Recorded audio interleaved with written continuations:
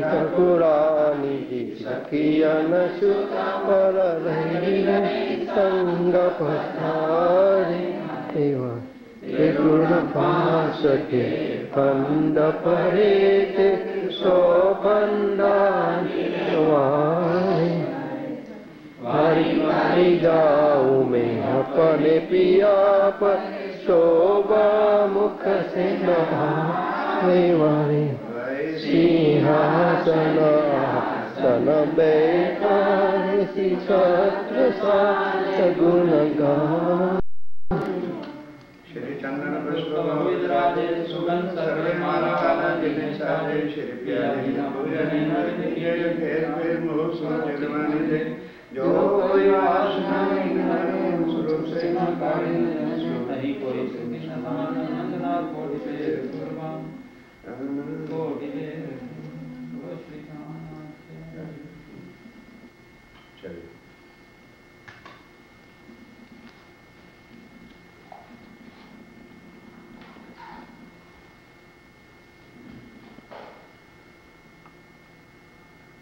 कंचन धारत मुख दिवना दीपक ज्योत प्रकाश हरे भाई घर आरती सिद्धिया रानी आनंद रंग उल्लास हरे भाई युगल स्वरूप सुख सुखदाय श्याम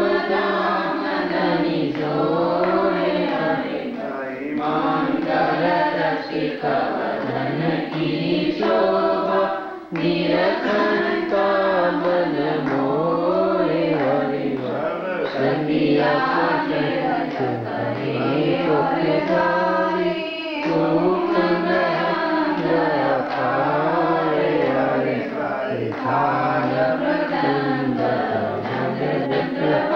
सत्या बोरत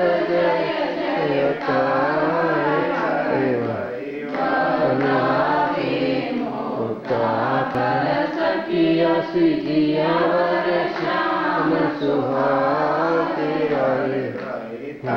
मन देव छावर की महामती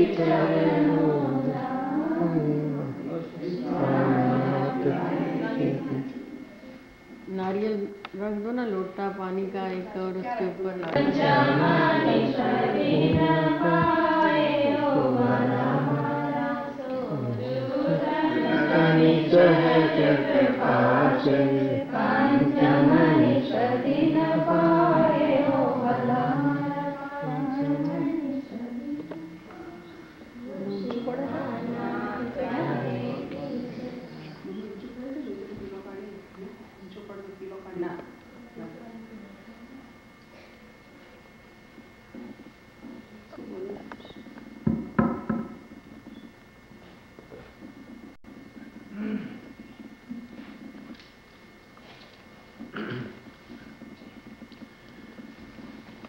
प्राणों के आधार अंतम समन्वय श्री सुंदर सार जी। संसार में बहुत सारे ग्रंथ हैं। श्रीमद् गीता है, श्रीमद् भागवत है, वेद है, शास्त्र है, पुराण है और भी धार्मिक बहुत ग्रंथ हैं। लेकिन उनके अंदर मानो रामायण है तो केवल राम भगवान का जीवन चरित्र थोड़ा सा। श्रीमद् भागवत में श्री कृष्ण लीलाओं का, बालपने का और बाद में महाभारत की सारी बातों का वर्णन है।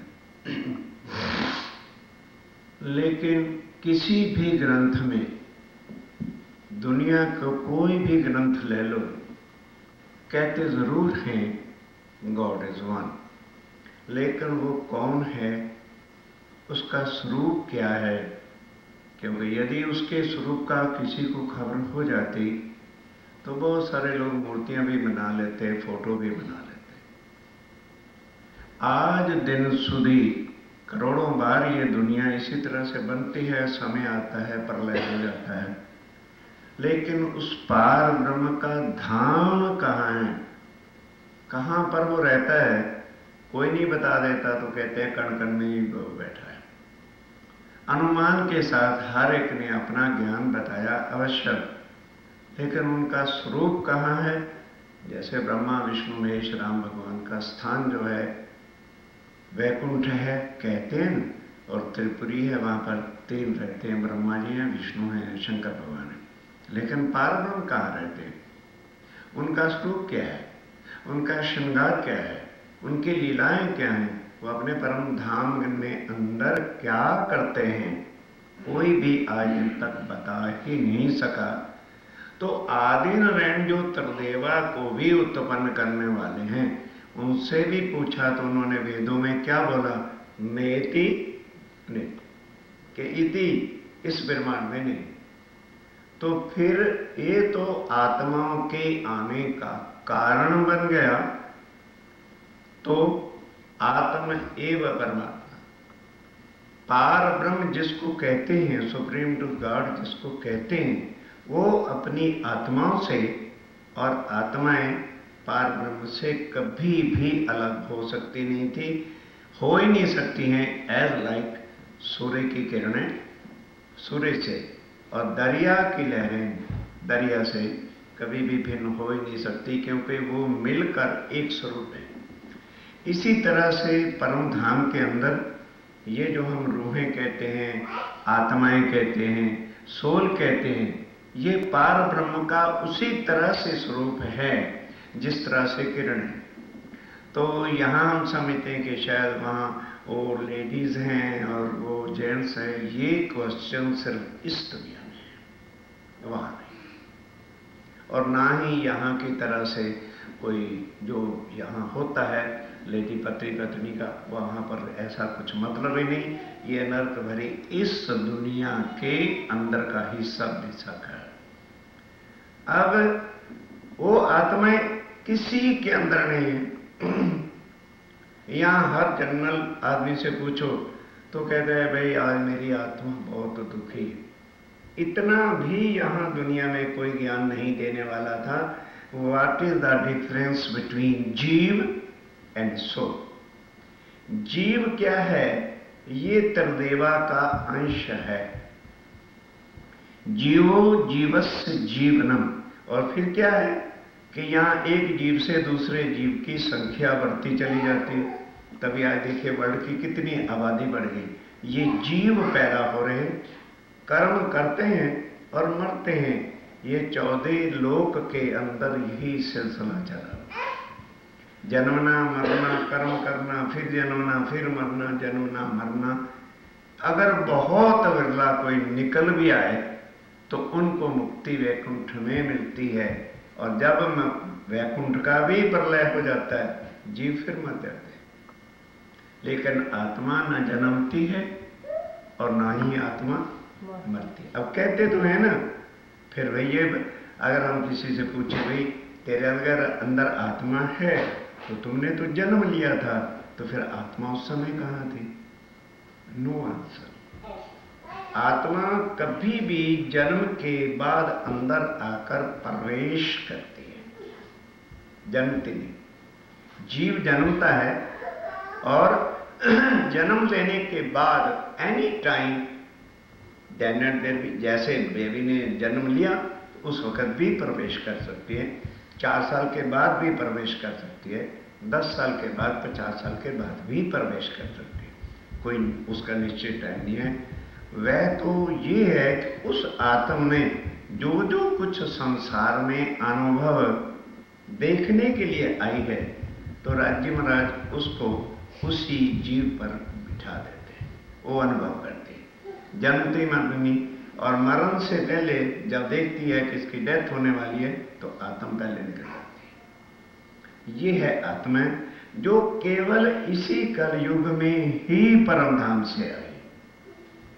सब जीव ही थे, कर्म कर रहे हैं खरे खोटे, और उसके अनुसार उनको जो है वो मिलता है। और हम समझ रहे हैं कि शायद हमारे ऊपर इतनी जिम्मेवारी क्यों डाल रखी है, इतना हम कमा क्यों रहे हैं। ये जो अब कमाया जा रहा है ये पहले जन्म का फल है। उसका आप लोग चेक काट रहे हो और खा रहे हो, पी रहे हो, भोग कर रहे हो, सब कुछ। ये पूर्व जन्म का अच्छे कर्मों का फल है। अब अगर इसी तरह से आदमी जन्मता रहेगा, मरता रहेगा, तो थिंक ओवर करिए कि कितने कष्ट हैं, कितनी मुसीबतें हैं, कितना झंझट है और क्या कुछ है। ये और सदा आदमी दुखी दुखी है।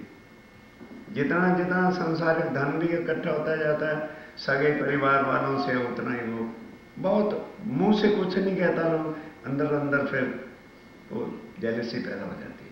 तो ये संसार ऐसा है, ये भाव ऐसा है। अब इससे मुक्ति यदि मिलनी है तो केवल यही कलयुग है, जिसकी इतनी बड़ी भारी महिमा संसार के सब ग्रंथों में कहा है। राम भगवान ने स्वयं कहा कलयुग बड़े भाग्य मनुष्य तन पा, सौर दुर्लभ सब ग्रंथन गावा। इसमें जन्म लेने के लिए देवी देवता भी तरसते हैं। क्यों? उनको तो पता है कि इसमें पार ब्रह्म अक्षरातीत में आना है, जो सबका वो पूर्ण ब्रह्म है। अब जैसे जैसे आता जाएगा आपको बताता जाऊंगा। अब वो पार ब्रह्म अक्षरातीत आके जन्म तो नहीं लेगा, किसी तन में प्रवेश करेगा। यहां प्रॉब्लम क्या है? हम तन को देखते हैं, ये नहीं सोचते कि भी इसके अंदर से जो आवाज आ रही है वो कहाँ की है। अगर तो संसार का कोई जीव होगा, वो संसारिक बातों में हर वक्त लगा रहेगा। आप बिठा के देखना, चर्चा सुने, उसके बाद अपनी घरेलू बातें शुरू हो जाए। ईश्वरी सृष्टि होगी, जो अक्षर ब्रह्म की सुरता है, तो वो भजन भक्ति में लीन रहता है, क्योंकि आगे का मार्ग जो प्रेम का है वो उनको पता ही। संसार में क्या है? यहीं के मोह, जीव, बातें, लड़ाई झगड़े, ये सब कुछ और कुछ नहीं। और जो ईश्वरी सृष्टि होगी वो भक्ति में रहती है, लीन रहती है, लेकिन प्रेम मार्ग के बिना वहां कोई जाता नहीं। इसीलिए कहा कि अनन्य प्रेम लक्षणा भक्ति, that is only by soul not by body. ये जो जीव की भक्तियां हैं, बाय बॉडी है, कर्म करना, ये करना, दान देना, पुण्य करना। हम समझते हैं दान देना अच्छा है, तो अर्जुन कहते हैं भगवान दान देने का अच्छा फायदा क्या है? कहते हैं अगले जन्म में उसका फल अच्छा मिलेगा। कहने लगे तो फिर अगर फिर हमने जन्मना ही है अच्छे कर्म करने का करके, तो फिर अच्छे कर्म का फायदा क्या? बुरे कर्म करें तो भी रीबर्थ है, अच्छे कर्म करें तो भी रीबर्थ है। हे भगवान, सृष्टि के नाथ खड़े हो कृष्ण महाराज, मुझे जन्म मरण से छुड़ाओ। अब गीता तो हमने नहीं लिखी, क्या लिखा है कि ये जो जन्म मरण जो है, हे अर्जुन, मैं इससे नहीं छुड़ा सकता, आई कांट। हम कृष्ण कृष्ण के पीछे डंडा लेके लगे हुए। कृष्ण ने कहा मैं भी तेरी तरह से लाखों बार जन्मा हूं और मरा हूं। अगर कोई छुड़ाने वाला है तो एक उत्तम पुरुष है, जो कूटस्थ है, जो इस सारे ब्रह्मांड की रचना करता है, हुक्म देके बना दो और मिटा दो, तो वो अक्षर ब्रह्म है जो अविनाशी है। भाई ध्यान सुनिए, इंडिया में तो अभी तक हर साल सुनने को मिलती है। यहाँ आपको, ये तो उनकी कृपा है, ना जाने किस आत्म के कारण से प्रोग्राम बन गया कि लगातार 40 दिन या 1 महीना कंटिन्यूएशन चर्चा को भी। इसमें कोई आता है अपने आप बैठेगा, पहले जगह बना के रख, अगर आगे पीछे देखे नहीं तो बात कहीं की कहीं चली जाएगी, फिर नहीं पता चलेगा कि लिंक क्या है। लिंक टूटा, अगर आपको कुछ मजा ही नहीं आएगा, ना पता चलेगा ये ज्ञान कहाँ का सुना रहे। तो इस कलयुग के अंदर ही वो पार ब्रह्म अक्षरातीत के आने का कारण बना। तो वह उनको वो ही कह रहे हैं कि देखो, उत्तम पुरुषस्य त्वये अन्यः परमात्मा इति उदाहरण, कि अगर किसी को परमात्मा कहलाने का अधिकार है तो केवल उत्तम पुरुष को। हम नहीं हैं परमात्मा। क्यों? हम जन्मते और मरते हैं। तो जन्मता और जो मरता है वो परमात्मा नहीं हो सकता। इसलिए हिंदू लोग अब इन देवी देवताओं को क्वेश्चन दिस क्यों मानते हैं? इसलिए मानते हैं कि ये हमें देते हैं। कहां का? इस माया का। इनकी भक्ति करने से तुम्हें संसार के सुख अवश्य मिल सकते हैं, लेकिन जन्म मरण से छुड़ा के सदा सदा के लिए अखंड आनंद में पहुंचा दे वो केवल एक राज्य में राय, प्राण राज्य, अक्षरातीत और कोई। अब ये जो बीतक है, ये मत सोचो कि ये किसी की लाइफ हिस्ट्री है। तो लाइफ हिस्ट्री तो उसको कह सकते हैं कि जिसकी पूरी लाइफ का काम हो गया और उसकी डेथ हो गई। अब ये तो किसी की लाइफ हिस्ट्री नहीं।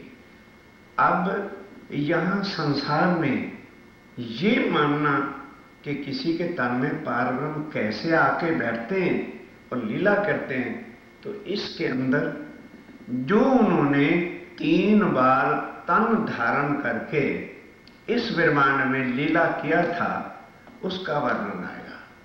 पहली बार कहां? अरब के अंदर मोहम्मद साहब के तन के अंदर वो शक्ति बैठी। तभी तो कुरान के अंदर ये कहा मोहम्मद साहब ने कि दुनिया वालों, मैं उस परम धाम से में गया था और मिल के आया। ये कौन गवाही दे सकता है? हुसैन।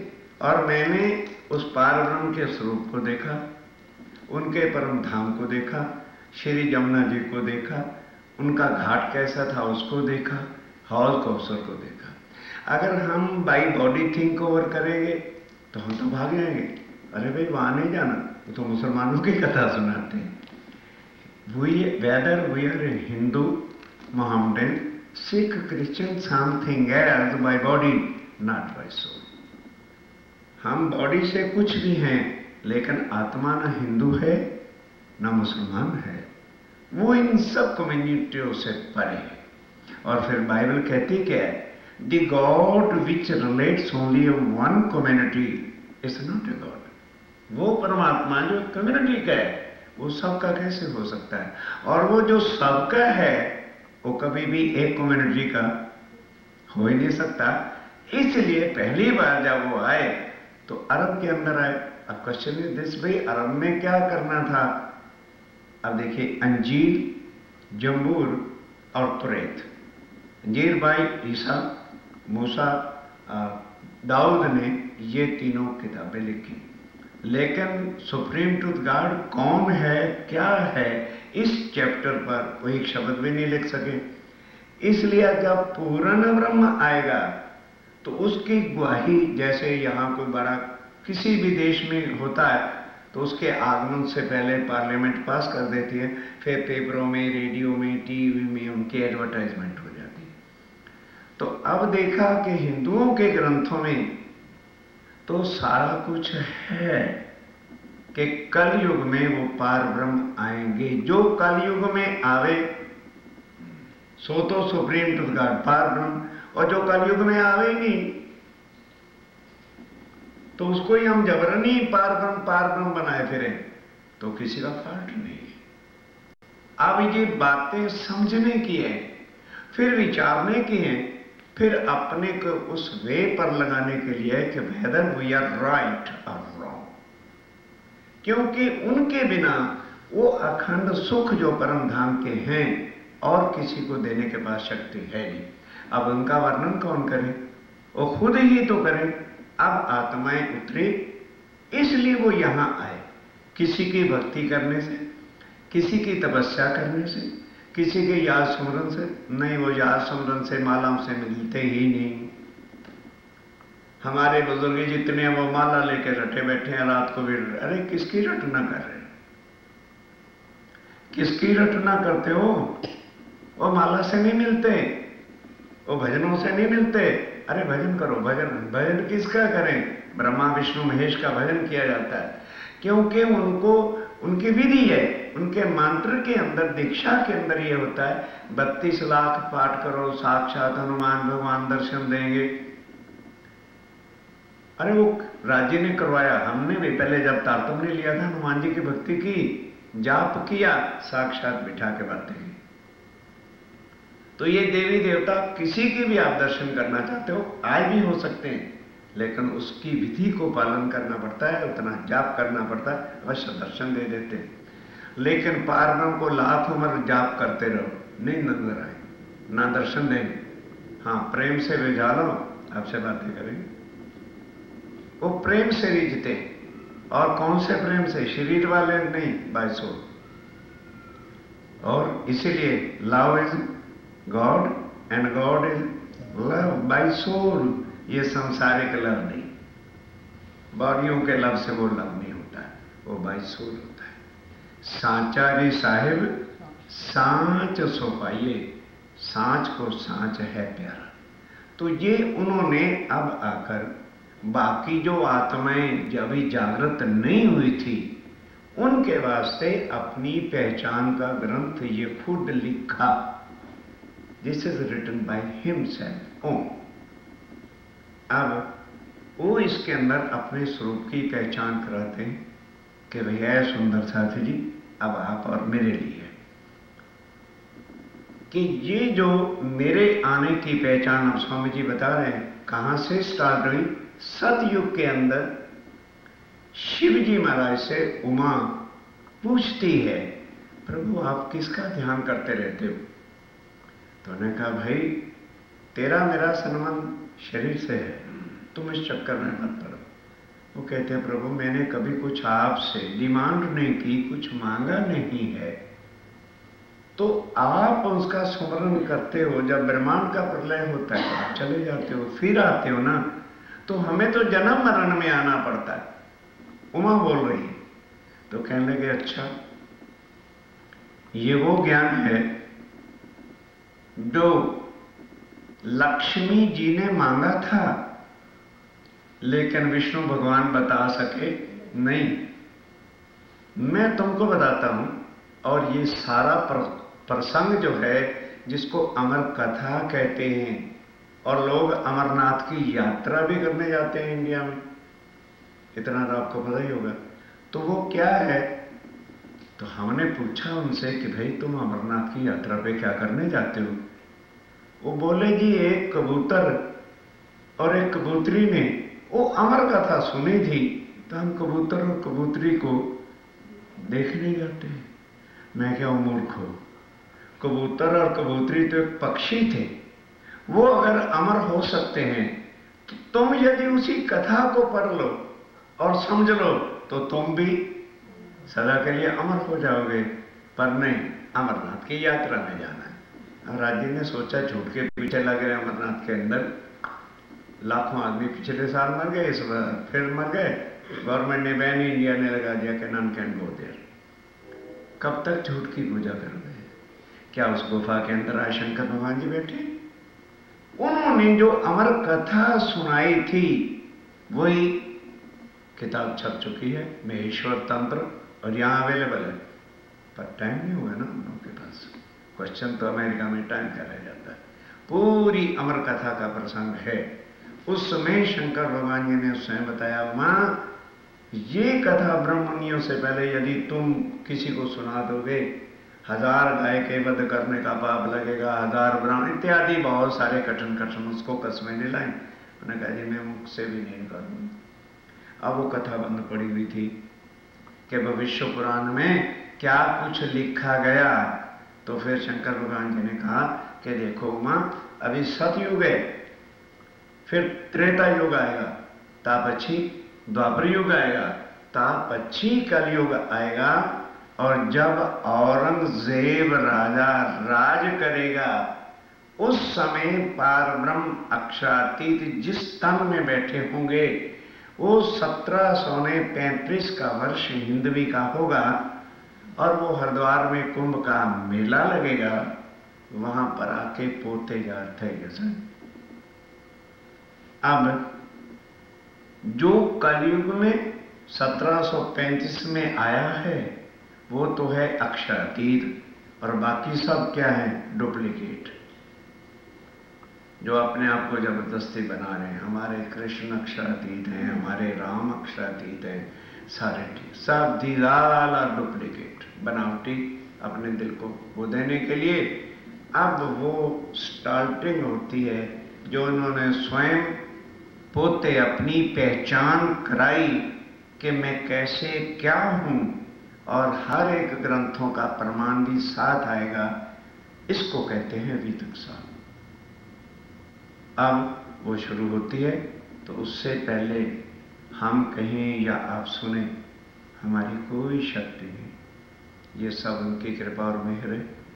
इसलिए उनसे प्रार्थना करते हुए कि अक्षरातीत राज्य महाराज, हे पार ब्रह्म, हे धनी, संसार को देख लिया, इसमें से कुछ भी हमारे साथ जाने वाला नहीं है। जब तक ये आंखें खुली हैं तब तक माया की हिफ्स, लोभ, मोह ये छूटता ही नहीं, क्योंकि तत्व है ही आंख ऐसे।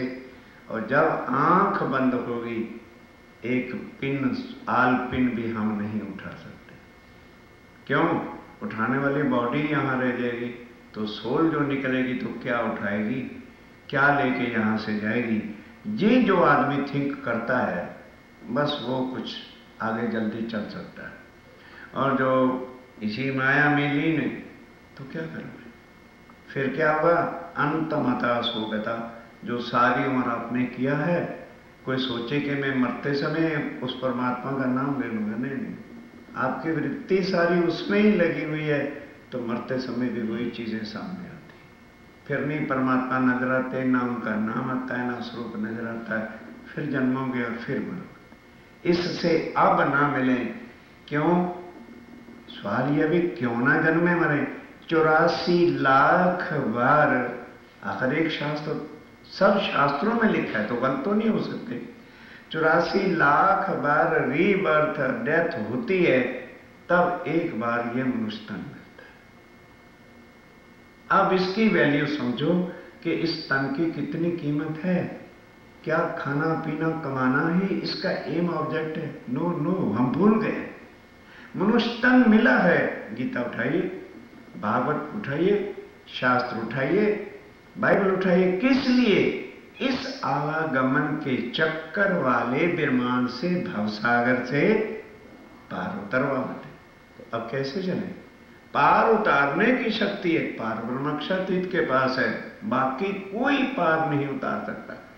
बाकियों की भक्ति करोगे, यहां के क्षण भिंगर, थोड़े समय के जो एक लोभ लालच है, माता पिता हैं, सगे संबंधी हैं, वो तो मिल जाएंगे।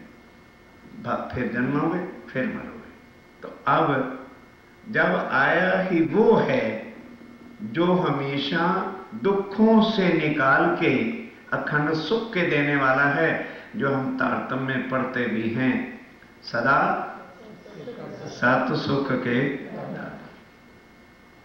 वो आए हैं। अब उनकी पहचान कैसे करें? ये उनकी पहचान का ग्रंथ है। हाउ वी कैन उनको पहचाने कैसे, उनकी लीला को जाने कैसे। तो आइए अब उसको स्टार्ट करने से पहले वो तारतम्य का स्वरूप हम 2 बार पढ़ेंगे, और उसके बाद वितक साहब उन्हीं की कृपा, उन्हीं की शक्ति, उनकी मेहर से सुनेंगे, और उनकी कृपा शक्ति से ही मैं बोलूँगा। तो तारतम्य के साथ साथ प्रार्थना करनी है, राज्य महाराज, ऐसा अवसर अगर अमेरिका में बना ही दिया है, तो अब कृपा करो हमारी आत्मा पर कि इस माया के अंधकार से निकले और आपके चरणों में जाए। बोलो श्री प्राणनाथ निज नाम श्री सहजी अनादि अक्षरातीत सोतो भैरवे सविद्वतम सहित श्री श्यामाजी सदा सत्सुखे आकार विंध्य जो लगा हो ज्ञानी अविदार वाणी में नित्युक्ति ज्ञानी जो संसार निराकार के पार थे निर्वार थे विवार अंगद कंडा उठी मेरे करनाए विचार ये सत्यवानी मत के जो इनको सार इन सार में कैसा सुख सो में निर्णय करूं निर्वार ये सुखदेव ब्रह्म श्रेष्ठ को तो मैं अज्ञानार जब एक स्वर्ग में आवही तब छूट जाए विकार आयो आनंद नंदर को श्री अक्षरातीत वर्ता निनाम श्री साई नामी अक्षरातीत श्री श्यामा जी वर सत्य है सदा सत्सुख के आधार विनतिए जो वल्लभा मोहन गांधी अविदार वाणी मेरे वियोग की नारी जो संसार निराकार के पार थे जिन पार के पार अद्भुत घंटा उपजी मेरे करनाए विचार ये सत्यवादी मत के जो इनको सार इंसार में कैसा सुख सौ में निरे करुण निर्धार हे सुदेव परम सृष्टि को तुम मैं अंगनार रवे सुगंध में आवी छूट जाए विकार आयो आनंद अंग को श्री अक्षरातीत अवतार श्री अक्षरातीत बोलो श्री प्राणनाथ भाई बोलो फिर ये पढ़ना 3 श्लोकों के भीतर और फिर यहाँ चलना एक चौपाई पढ़ चले वो दिल में पुराण में नहीं पहले ये पढ़ो अर्थ तीनों स्वरूपों के बीतक लिखते। ये देखिए इसी को समझिए अर्थ 3 स्वरूपों की बीतक लिखते अर्थात श्री प्राणनाथ जी ने स्वयं वो पहले वाला मेराय ठाकुर वाला तन छोड़ के पंचमी वाले दिन ध्यान से लालदास जी जब प्रणाम करने आए गोमड़ साहब में पन्ना जी में वहीं अपना शरीर छोड़ तब स्वामी जी ने अंतर्गत वो 5 शक्तियां जो पहले मेराय ठाकुर के तन में बैठकर काम कर रही थी लालदास जी के तन में प्रवेश किया और अपनी कलम से हिमसेल्फ अर्व की लीला सतगुरुदेव चंद जी के तन की लीला और फिर श्री प्राणनाथ जी की कुल लीला अपनी कलम से लिखी है। अब आगे सुनिए स्टार्ट कहाँ से होता है। भविष्य पुराण में सतयुग के अंदर शंकर जी ने जो उमा को सारा भविष्य की बातें बताई कब आएगा तो उन्होंने कलयुग का वर्णन किया कि कलयुग से पहले पारब्रह्म नहीं आएंगे। और तो कहने लगे एक मिनट जब लंबी आवाज से बोले ना तब आगे बढ़ो तो तब उन्होंने कहा कि देखो भाई अभी तो सतयुग है, सतयुग के अंदर अभी पीरियड बाकी है। 17 राजा 17 राजा जब भारतवर्ष में धर्म के आधार पर राज कर लेंगे तो फिर त्रेता युग आएगा। तो त्रेता युग के अंदर 29 राजा जब राज कर लेंगे तब द्वापर युग आएगा। तो द्वापर युग में 19 राजा जब भारतवर्ष में राज कर लेंगे तब कलयुग आएगा। कलयुग के अंदर जब 20वां राजा आएगा तब पार ब्रह्म अक्षाति जिसको पूर्ण ब्रह्म कहते हैं वो दुनिया में आके जाहिर हो जाएंगे। उन्होंने कहा प्रभु तो फिर उनके नाम बताइए। अब वो नाम भी यहाँ पर लिखे हुए हैं, अब उनको सुनते ही जाना है, उसको विशेष करने की कोई जरूरत नहीं। तो अब सतयुग के वो 17 राजाओं के पहले नाम बताए जाएंगे, उसको सुनिए। राजा कहे जुग चारों युगों के राजाओं के नाम बताए हैं। वचन जो है व्यास के। अब ये है कि ये लिखा ग्रंथ भविष्य पुराण किसने था? व्यास जी ने। वेद व्यास जी ने भविष्य पुराण ग्रंथ लिखा है और उसके अंदर ये सारा प्रसंग कथा लिखी हुई है। को करो विचार। बस अब स्वामी जी कहते हैं कि सुंदर साहब जी आपको कैसे विश्वास आए कि कलयुग में पूर्ण ब्रह्म ने आना है? तो पहले से ही कितने युग पहले ये लिखा गया था। और किसने लिखा है? देवी देवताओं ने बोला। शंकर जी के मुखारबिंद की कहा हुई बातों को व्यास जी ने ग्रंथ लिखा है जिसको भविष्य पुराण कहते हैं। 17 राजा सतयुग में। ये शंकर भगवान जी ने उमा को बताया था कि उमा अभी 17 राजा 17 राजा सतयुग में राज करेंगे। उनके ये नाम हैं। एक कहो राजा के अभी राजा कृत राज करेगा। 3 अपनी भुक्ति। उसने अपना राज भोग लिया। फिर कौन हुआ? उसके बाद उसका बेटा कृतदत्त जो था उसने आगे राज किया भारतवर्ष पे। उसके बाद अंत नाम का राजा हुआ। फिर मुचकुंद नाम के जो है राजा हुए। ये 17 राजाओं के नाम दिए जा रहे हैं। क्यों? कई शास्त्री भी होते हैं, पंडित भी होते हैं, विद्वान भी होते हैं, उनको तो इन सब चीज़ों का पता होता है। इस वास्ते कोई किसी प्रकार का संशय ना रखे, ये नाम दिए हैं। था ऊपर भैरवानंद, फिर भैरवानंद के नाम का राजा हुआ। राजा कंबो कहो, फिर उसके बाद कंबो नाम का राजा हुए। था ऊपर आदि भयो, फिर आद नाम का राजा हुआ। फिर हरनाकुश कहो, फिर हरनाकुश, सतयुग के अंदर हरनाकुश राजा हुए। था ऊपर ताके ठोर, तब उसकी जगह पर कौन राजा हुआ? प्रहलाद भयो। प्रहलाद जो है उसने राज किया। था ऊपर बलि लोचन, फिर बलि लोचन नाम का राजा हुआ। था ऊपर बलि भोगत, फिर बलि भोगत नाम का राजा हुए। इन्हों अपनी भूख, उसने भी अपना राज किया। लोचन बलि, फिर लोचन बलि नाम का राजा हुए। था ऊपर वानासुर, फिर वानासुर नाम के राजा होते हैं। था ऊपर कपिलाक्ष नाम, तब कपिलाक्ष नाम का राजा हुआ। कपिल भद्र, था फिर कपिल भद्र नाम के राजा हुए। जरासरी, फिर जरासरी नाम का राजा हुआ। था पर धूम ऋषि कहो, फिर धूम्र ऋषि नाम के राजा हुए। ये 17 सतयुग के, ये 17 नाम सतयुग के हैं। अब त्रेता के जो है नाम सुनिए। अब कहो त्रेता के, त्रेता युग के 29 राजाओं का नाम सुनो। 29 नाम भये, 29 नाम है। प्रथम जो ब्रह्म भयो, पहले ब्रह्मा नाम के राजा हुए। था पर मारीच नाम, फिर मारीच नाम का राजा हुआ। था पर कश्यप भयो, फिर कश्यप नाम का राजा हुआ। फिर सूरज ठाम, फिर सूर्य नाम का राजा हुए। तब छत्र भयो, था पर जो है तपछत्र नाम का राजा हुए। था पर अक्षयभा नाम, अक्षवा नाम के राजा हुए। था ऊपर अरण्यभा, फिर अरण्यभा नाम के राजा होते हैं। विश्वामित्र ठाम, फिर उसके बाद त्रेता युग शुरू हो गया। विश्वामित्र ने आके राज किया। फिर महामंत्र भयो, फिर महामंत्र नाम का राजा हुए। था पर भयो चिमन, चिमन नाम के राजा हुए उसके पश्चात। था ऊपर राजा भयो, तब उसके बाद कौन राजा हुआ? नाम भद्र उद्वन, उसका नाम भद्र उद्वन नाम राजा था। था ऊपर त्रिशंख भयो, फिर त्रिशंख नाम के राजा हुए। था पर हरिश्चंद्र हो, फिर राजा हरिश्चंद्र का नाम तो लगभग सबने सुना ही होता है। त्रेता युग में हरिश्चंद्र हुए। था पर रोहितास नाम, फिर रोहतास कलट का था, उसने राज किया। मानधाता कहो, फिर उसके बाद मानधाता नाम के राजा हुए। फिर राजा सगर भयो, फिर सगर नाम का राजा होते हैं। फिर आशामित्र नाम, फिर आशामित्र नाम का राजा हुआ। था पर भगीरथ भयो, फिर राजा भगीरथ आ गए। चलिए दिलीप ठाम, कौन? दिलीप, हाँ, फिर दिलीप जो है राजा हुए।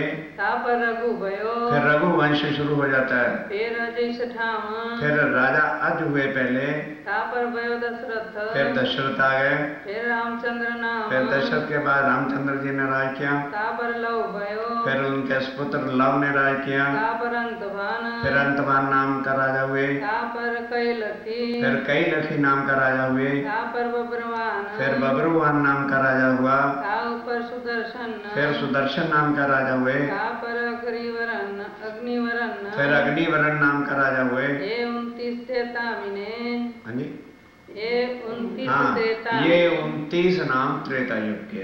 अब द्वापर युग के और फिर कलयुग का प्रसंग शुरू हो जाएगा। भय राजा ऊपर धरन, इस भारतवर्ष की धरती पर हुए। ये सब चक्रवर्ती होते थे। और वो भी मैं बुक अपने साथ लाया हूँ कि 2500 वर्ष पहले ये जो आज ईरान वगैरह और सब अरब कंट्री, कोई मोहम्मडन होता ही नहीं था। सब जो है यहूदी लोग होते थे।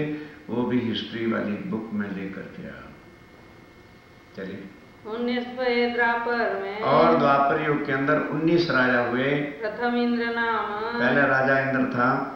पर भयो चंद्रमा, फिर चंद्रमा नाम के राजा हुए। फिर पूर्वा राजा ठाम, फिर पूर्वा नाम का राजा हुआ। हई राजा तापर भयो, फिर एह नाम का राजा हुआ। निर्मोक्ष तापर होय, फिर उसके बाद मोक्ष राजा हुए। तापर शांतनु भयो, फिर सनातनु नाम के राजा हुए। चित्र राजा कहो सोय, फिर उसके बाद चित्र नाम का राजा हुआ। तापर विचित्र भयो, फिर उसका पुत्र विचित्र ने राज किया। तापर भयो व्यास, तापर भयो व्यास, हाँ, फिर व्यास जी आ गए। ता ऊपर पांडव भयो, फिर पांडव वंश शुरू हो गए। फिर अर्जुन राजा, फिर अर्जुन ने राज किया। ता पर ही वरण कुमार, आए वरण कुमार ने फिर राज किया। फिर क्षेत्र नख नाम, फिर शास्त्र नख नाम के राजा हुए। ता ऊपर संतन भयो, फिर उसके बाद सनंतन नाम के राजा होते हैं। बलिवान ठाम, फिर बलिवान नाम का राजा हुए। ता पर निर्वाण भयो, फिर निर्वाण राजा भये। ता पर बलिचंद्र होए। फिर बलिचंद्र होते हैं। तापर परीक्षित भयो। फिर राजा परीक्षित हुए। फिर जन्मेजय कहो सो। फिर राजा जन्मेजय आते हैं। बस ये द्वापर युग का अंतिम था। अब कलयुग स्टार्ट हो जाएगा। अब कहो 20 कलयुग। 20 कलयुग के सुनिए। 29 कहे द्वापर। और 29 जो है द्वापर, 19 कहे द्वापर के, 29 त्रेता युग के। हाँ, द्वापर के हुए और 17 सतयुग के सुने। अब कलयुग के सुनिए। 29 त्रेता के तो 29 त्रेता के कहे सतयुग और 17 सतयुग के कहे। अब कहो कलयुग। आप कलयुग के सुनिए। ये समझने वाली बात है। प्रथम तो यदुनाम। यदुवंश शुरू होता है पहले तो। तापर अजयपाल नाम का राजा हुए। फिर महिपाल हुआ। तापर गंधर्व सेन। फिर गंधर्व सेन नाम के राजा होते हैं। फिर विक्रमादित्य। फिर विक्रमादित्य हो गए। तापर विक्रमाचक्र। चक्र जिसका संमत विक्रम संमत चलता है। फिर भोज कहो सावित्री। फिर राजा भोज कहते हैं ना, कहाँ राजा भोज कहाँ गंगवा देवी। एक कलयुग के सारे हैं। तापर गौरी पातशाह। तब गौरी पातशाह मोहम्मदन राज शुरू हो गया। अलाउद्दीन खिलजी से स्टार्ट हुआ। 1000 वर्ष तक उन्होंने राज किया। सुल्तान अलाउद्दीन नाम। अलाउद्दीन सबसे पहले जो है ईरान से आया था और उसने आके भारत की मूर्तियां वगैरह तोड़ी। क्यों? उसने पढ़ा था कि हिंदुस्तान के अंदर पारब्रह्म ने आना है, तो मैं मूर्तियों को तोड़ूंगा भगवान की तो जहर हो जाए। इसलिए उसने आके सोमनाथ के मंदिर और सब मूर्तियां तोड़ी फोड़ी, बहुत कुछ किया, पर प्राप्त कुछ नहीं हुआ। ऊपर नसरुद्दीन। फिर नसरुद्दीन उसका बेटा राज करता है। फिर लोडा महमूद नाम का राजा हुए मुसलमानों का। तापर बड़ा महमूद। फिर बड़ा महमूद ने राज किया। तापर सुरखा होए। और फिर राजा सुरखा होता है। ये जो उधर इंडिया की हिस्ट्री है ना, उसमें इनके नाम भी आते हैं। तैमूरलिंग तापर भयो। फिर तैमूरलिंग नाम का बादशाह हुआ। बाबर कहो सोए। फिर बाबर। हाँ, फिर बाबर ने राज किया। ऊपर हुमायूं। तब हुमायूं आ गया। ऊपर अकबर। अकबर आ गया। ऊपर सलीम। उसका बेटा सलीम शाह आ गया। शाहजहां तीन पर। ये आ गया शाहजहां। अब आएगा ऊपर औरंगजेब। ये आ गया औरंगजेब। अब बस ये 20वां बादशाह हिंदुस्तान में जब हे उमा राज करेगा, तब बुद्ध निष्कलंका विजयानंद कुंभ के मेले में जाके जाएंगे। तब तक वो रहेंगे दुनिया में कुछ साल पहले, लेकिन किसी को उनकी पहचान और खानी नहीं होगी कि ये कौन है। ऑर्डिनरी मैन की तरह ही दुनिया उसके साथ व्यवहार करेगी। वो अंदर बैठे होंगे। कौन आज किसी एक आदमी को गॉड मानने के लिए तैयार है? कोई बहुत टफ सब्जेक्ट है। उसकी पहचान ही करना बड़ी मुश्किल है। और कौन किसी के पास समय किस तरह का ज्ञान सुने या सुनावे। ये कलयुग के नाम। एक कलयुग के 20 नाम हैं। आगे अवतार होएगा। आगे अवतार होएगा। अब स्वामी जी कहते हैं, जरा ध्यान से सुनो। बुद्ध कल की सठाम। जिसको बुद्ध ने कलंक अवतार कहा है। ये श्रीमद् भागवत के 12वें स्कंद में भी लिखा है कि इस समय पर विजयानंद बुद्ध ने कलंक, कल की अवतार को कहता है, कोई ने कलंक कहता है, सेम थिंग। वो अवतार होएगा। श्री महामती कहे ये साथ जी। हाँ, ये बात समझने की है। श्री महामती कहे साथ जी। क्या किसी देवी देवता ने आकर अपने शिष्यों को साथी बोला? ये बातें अब समझने की स्टार्ट हो रही है कि ही जो हमको एज लाइक साथी कॉल कर रहा है। श्री महामती क्या अर्थ है? महामती का बड़े मत के धनी नहीं होता। सुनाने वाले ठोका ठोकी करते फिरते हैं। बड़े मत के धनी प्राणा जी फरमाते हैं, उनको भी एक कुएं में लिमिट में बांध रहे हैं। Is not in limit, is beyond of limit. महामती उनकी 5 शक्तियों की समूह को जिस तन में बैठते हैं, ही कॉल्ड महामती। ये उसको एक टाइटल है बॉडी को कि अब ये महामती है जो पारब्रह्म की अकल का ज्ञान रखते हैं। तो वो बुद्धि वो इंसान थोड़ा रखता है, वो अंदर स्वयं बैठे।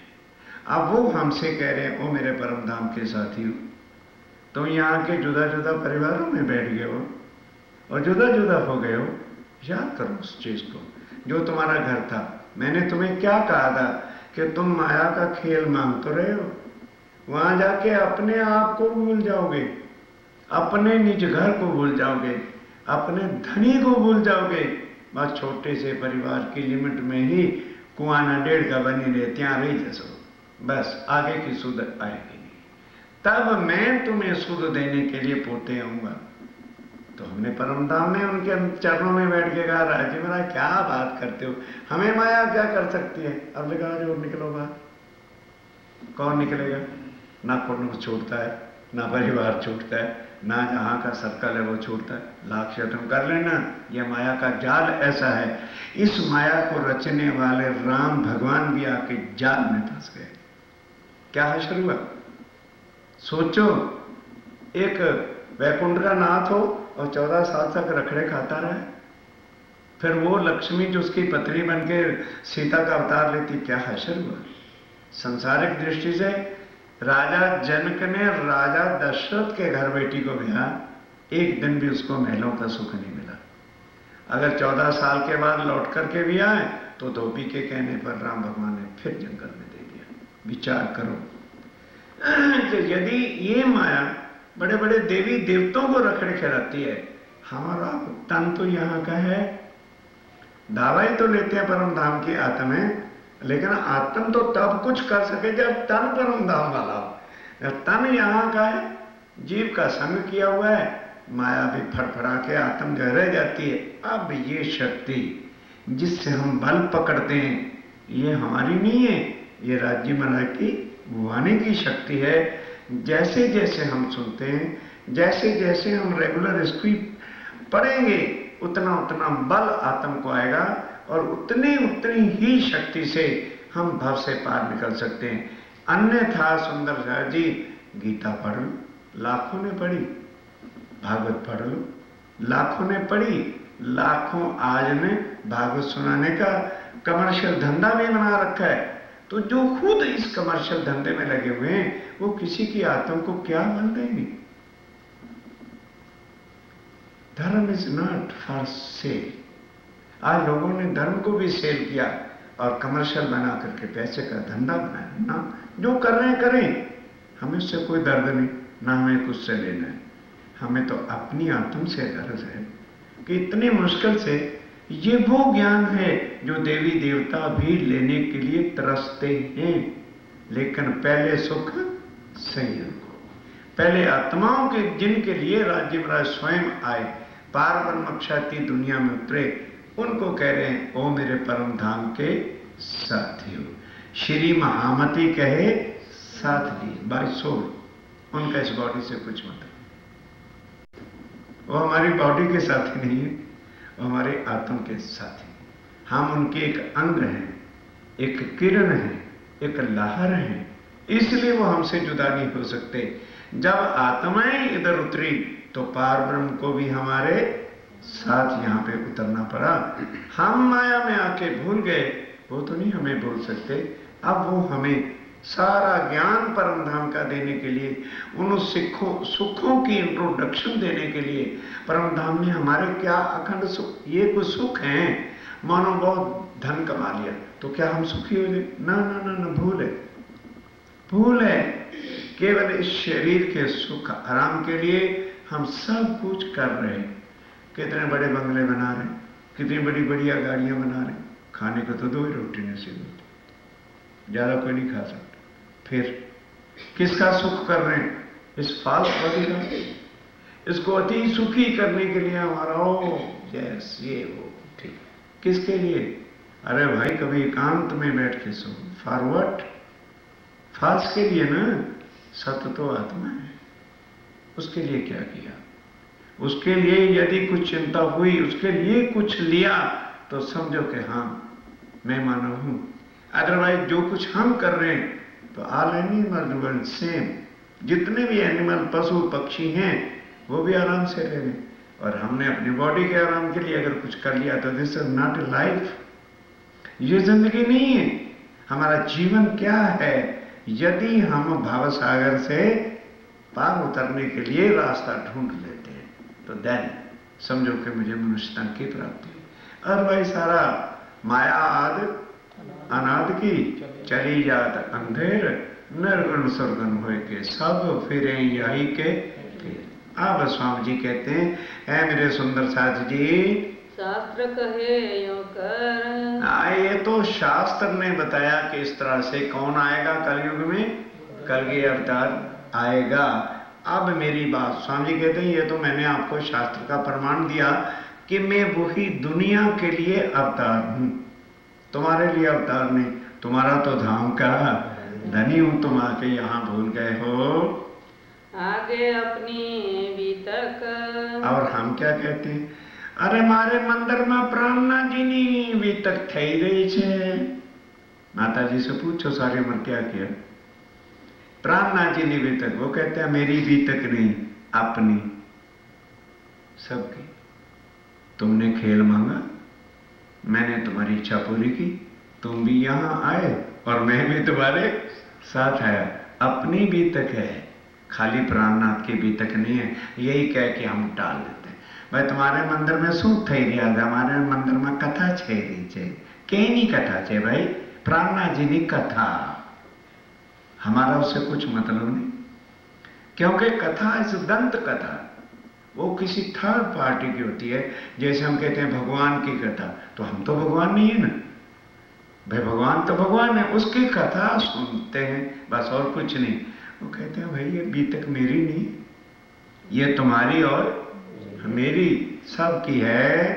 सो लीजे चित धर। इसलिए कहते हैं इसको तो चित्त में धर लेना, ये तो तुम्हारी बीतक है भाई, मेरी कथा ना याद करो। अपनी बीती हुई बातों को कोई, तुम परमधाम में कहाँ थे, कैसे खेल मांगा, कैसे तुम यहाँ आए हो और तुम कौन हो। हमारे से को पूछे प्लीज अपने इंट्रोडक्शन दीजिए, तो बॉडी का नाम बताते हैं ना, क्यों चंदू भाई? बॉडी का नाम बताएंगे ना, जो आपके अंदर बैठ के बोलता जरा उसका नाम बताओ, तो समझे आप यूएसए में आए हुए। कोई बोले ये है अपनी पहचान, हम कैसे करें कि हम कौन हैं, कहां से आए हैं, और मरने के बाद जाना जाओ। आज हजारों धर्म है ना, हजारों गुरु भी इंडिया से यहां आते हैं, उनसे पूछना, तब पता चले कि हाँ हम कहां हैं और आज दिन तक किया क्या है। क्या किया?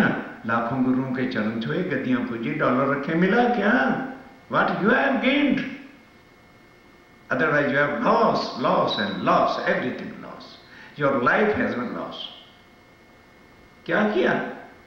श्री महामति कहे गुरु सोई कीजे जो अलख की देवे अलख। जिसको किसी ने आज दिन सुधी और लिखा नहीं, पहचाना नहीं, जो उसकी पहचान कराए और हमारा नाता उसके साथ जोड़े, वो है गुरु। और यहां हम क्या कहते हैं, अरे भाई गुरु जी के आशीर्वाद से बताते, जैसे टोटली रॉन्ग। गुरु अपनी करनी भुगतेगा और हमको अपनी करनी भुगतेगी। हम कर क्या रहे हैं? अपनी आत्मा के लिए what we are doing. Body के लिए तो हर कोई कर रहा है, आत्मा के लिए हम क्या कर रहे हैं? भव से पार जो मुक्ति है वो आत्मा की होनी है। बॉडी को तो उठा के जला दिया जाएगा, बस क्या होगा फिर? बॉडी का कल्याण तो आखिर में यही है कि दाह संस्कार हो जाएगा, क्रिश्चियन और मुसलमान कब्र रख देते, बस। आत्मा का क्या किया? कल्याण तो आत्मा का होना है कि जीव दोबारा रीबर्थ से मुक्त हो, तो हमारी आत्मा की मुक्ति हुई। ये थिंक ओवर कीजिए। आप स्वामी जी क्या कहते हैं? अब कहो